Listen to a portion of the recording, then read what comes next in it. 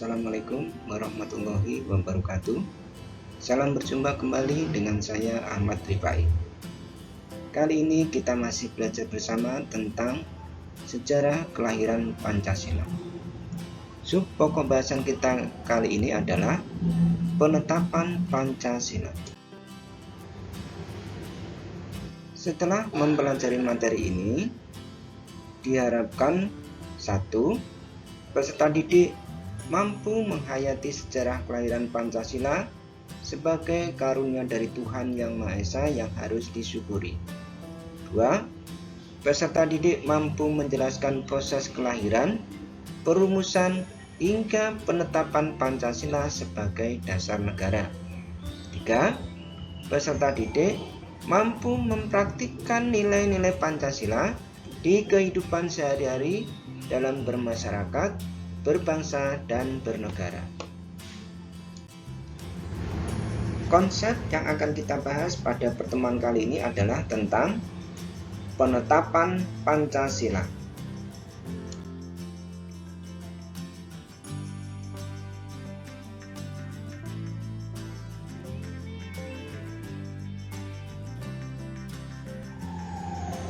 Sejatinya, memang bukan hanya sekedar menghafalkan kelima sila yang ada dalam Pancasila. Negara tercinta ini tidak hanya membutuhkan itu saja.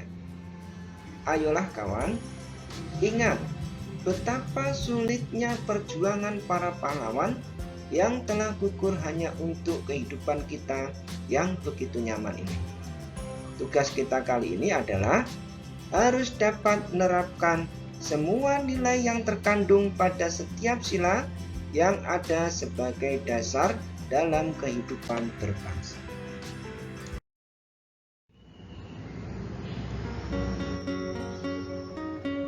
Berikut ini akan kami sampaikan pembahasan tentang penetapan Pancasila. Pondasi atau dasar negara sudah selesai dirancang oleh Panitia 9. Masih perlu didiskusikan lagi sebelum bisa ditetapkan sebagai dasar negara Indonesia secara resmi. Untuk membahasnya, BPUPK mengadakan sidang kedua pada tanggal 10 hingga 14 Juli 1945 di Pejambon, Jakarta. Sidang kali ini membahas rancangan hukum tertulis yang hasilnya akan dijadikan Undang-Undang Dasar Negara Indonesia yang hendak didirikan. Naskah Piagam Jakarta yang telah disusun akan dijadikan sebagai bagian pembukaan dari dasar hukum tertulis tersebut dan rumusan Pancasila terdapat di dalam pembukaan tersebut. Setelah bersidang, seluruh anggota BPUPK setuju terhadap naskah pembukaan rancangan dasar hukum tertulis tersebut. Dengan demikian, mereka pun setuju terhadap urutan serta rumusan 5 sila Pancasila yang ada di dalamnya. Seluruh isi rancangan dasar hukum tertulis juga sudah disepakati. Selesai sudahlah perumusan pondasi, tinggal mendirikan negaranya. Karena tugasnya sudah berakhir, BPUPK pun dibubarkan. Tiba waktunya bagi para pemimpin bangsa untuk memikirkan bagaimana cara mendirikan negara. Saat itu, kekuatan Jepang mulai melemah, apalagi setelah pasukan sekutu membom kota Hiroshima dengan bom atom pada tanggal 6 Agustus 1945. Jepang mulai panik. 1. Pancasila dan Proklamasi Kemerdekaan.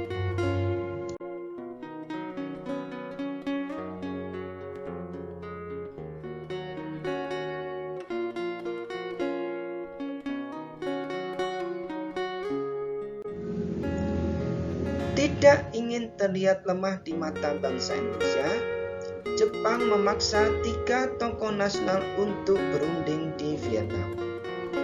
Tanggal 8 Agustus 1945, Soekarno, Hatta, dan Rajiman diterbangkan ke kota Saigon yang sekarang bernama kota Ho Chi Minh dengan singgah lebih dulu di Singapura.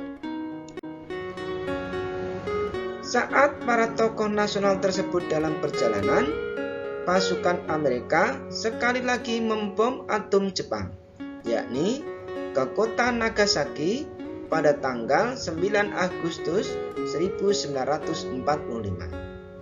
Soekarno, Hatta, dan Rajiman terus menuju Vietnam untuk berunding dengan Jepang. Saat itulah Jenderal Jepang seolah menjanjikan mendukung Indonesia merdeka. Jenderal Jepang menyebut Indonesia boleh merdeka setelah tanggal 24 Agustus 1945. Jepang seolah-olah akan membantu Indonesia untuk merdeka, sehingga Indonesia akan merasa berhutang budi dan terus bergantung pada Jepang. Saat itu juga disepakati membentuk Panitia Persiapan Kemerdekaan Indonesia atau PPKI sebagai pengganti BPUPK. Seperti pada Panitia 9, Soekarno menjadi ketua PPKI dan Hatta ditunjuk sebagai wakilnya. PPKI pun mulai bersidang pada 16 Agustus 1945 di Jakarta untuk menyiapkan kemerdekaan Indonesia. Tetapi para tokoh pemuda seperti Wikana dan Khairul Saleh mendesak agar Indonesia secepatnya merdeka. Maka pada tanggal 17 Agustus 1945, Soekarno-Hatta atas nama seluruh rakyat Indonesia memproklamasikan kemerdekaan Indonesia. Dengan menyatakan merdeka, bangsa Indonesia mulai mendirikan negara yang dibangun di atas pondasi atau dasar Pancasila yang sudah dirumuskan. Meskipun demikian, rumusan Pancasila tersebut harus ditetapkan lebih dulu agar resmi menjadi dasar negara. 2. Penetapan dasar negara.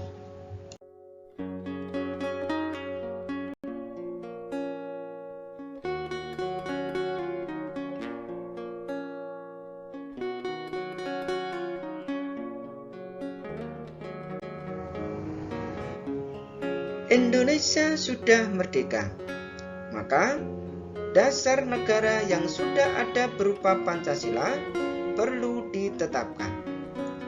Rumusan Pancasila sudah disepakati semua pihak, tetapi beberapa pihak masih belum merasa nyaman dengan rumusan tersebut, yakni menyangkut rumusan sila ketuhanan sebagai sila pertama. Sebelumnya, semua sudah sepakat dengan rumusan ketuhanan dengan kewajiban menjalankan syariat Islam bagi pemeluk-pemeluknya untuk sila pertama. Beberapa kalangan merasa rumusan sila ketuhanan itu terlalu bernuansa Islam. Melalui para tokoh yang mewakilinya, mereka menghubungi Hatta minta agar rumusan tersebut diubah. Menurut Hatta, pada hari yang sama setelah proklamasi kemerdekaan, banyak tokoh yang mendatanginya. Mereka minta agar rumusan sila ketuhanan itu diubah. Hatta lalu menghubungi Ki Bagus Hatikusumo dan beberapa tokoh Islam. Setelah berdiskusi, mereka sepakat sila pertama diubah menjadi ketuhanan yang Maha Esa. Persetujuan para tokoh Islam itu dipandang sebagai hadiah pada seluruh bangsa Indonesia. Rumusan Pancasila pun menjadi ketuhanan yang Maha Esa, kemanusiaan yang adil dan beradab, persatuan Indonesia, kerakyatan yang dipimpin oleh hikmat kebijaksanaan dalam permusyawaratan perwakilan, keadilan sosial bagi seluruh rakyat Indonesia. Inilah yang menjadi rumusan resmi Pancasila. Tanggal 18 Agustus 1945, PPKI pun bersidang menetapkan pembukaan dasar hukum tertulis negara. Rumusan Pancasila itu tercantum di dalam bagian pembukaan tersebut. PPKI juga menetapkan Soekarno dan Hatta sebagai Presiden dan Wakil Presiden Republik Indonesia, serta membentuk Komite Nasional Indonesia Pusat atau KNIP. Berikut ini kami sampaikan tabel perbandingan rumusan sila Pancasila. Dalam tabel tersebut nampak bahwa sila Pancasila dalam rumusan Piagam Jakarta tanggal 22 Juni 1945 dan rumusan akhir tanggal 18 Agustus 1945 terdapat perbedaan pada sila yang pertama. Pada rumusan Piagam Jakarta, sila pertama berbunyi ketuhanan dengan kewajiban menjalankan syariat Islam bagi pemeluk-pemeluknya. Sedangkan pada rumusan akhir tanggal 18 Agustus 1945, sila pertama berbunyi ketuhanan yang Maha Esa. Sedangkan untuk sila kedua sampai dengan sila kelima, antara rumusan Piagam Jakarta dan rumusan akhir tidak mengalami perubahan. Anak-anak, tahukah kamu cara membuat pemetaan pikiran atau mind mapping? Seperti diagram pohon dengan dahan dan rantainya yang diberi keterangan ringkas maupun coretan gambar? Kalau belum, cobalah perhatikan gambar berikut, kemudian buatlah pemetaan pikiran tentang sejarah kelahiran Pancasila lengkap dengan keterangan ringkas dan coretan gambarnya. Sebagai contoh, kalian bisa memperhatikan gambar tersebut. Nah, demikian anak-anak pembahasan tentang penetapan Pancasila yang dapat kami sampaikan. Mudah-mudahan apa yang kami sampaikan ini dapat menambah pemahaman kita dalam mempelajari sejarah kelahiran Pancasila. Dan jangan lupa untuk senantiasa bersyukur kepada Tuhan Yang Maha Esa karena kita memiliki Pancasila yang dapat mempersatukan segala bentuk keragaman yang ada di Indonesia menjadi sebuah keindahan dan kekayaan untuk membangun bangsa dan negara ini. Jangan hanya hafal Pancasila, terapkan juga nilai-nilainya dalam kehidupan sehari-hari ya. Untuk pertemuan berikutnya, kita akan membahas pokok bahasan tentang norma dan Undang-Undang Dasar Negara Republik Indonesia tahun 1945. Terima kasih atas perhatiannya. Assalamualaikum warahmatullahi wabarakatuh.